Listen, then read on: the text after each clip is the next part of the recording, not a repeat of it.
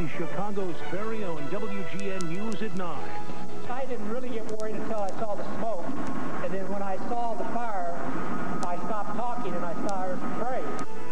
An extremely close call for the governor. Jim Edgar says he is thankful to be alive after his plane is struck by lightning.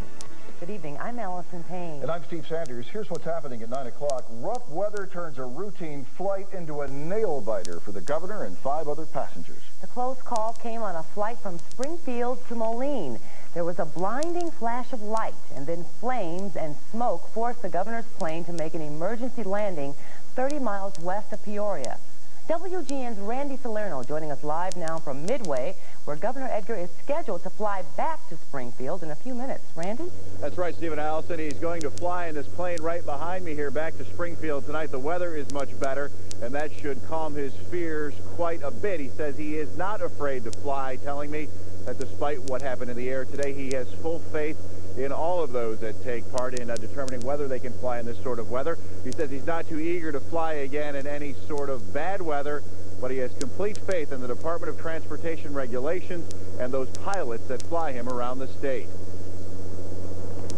This is the plane the governor and 7 others were flying in when lightning struck near Peoria. Speculation is it hit the nose of the plane and exited the tail, ripping off an 8 to 10-inch section. Some call it a miracle landing. Delighted to be here and figure there's something more to do. You know, I very much appreciate the job the pilots did on the plane. Feet firmly planted on the ground tonight at former Governor Thompson's birthday party, Governor Edgar and wife Brenda reflect on the near tragedy. She has a fear of flying as it is. And I was driving to Chicago, and I saw this lightning in the sky, and I kept thinking, I wonder how Jim's going to get to Chicago. This isn't going to work.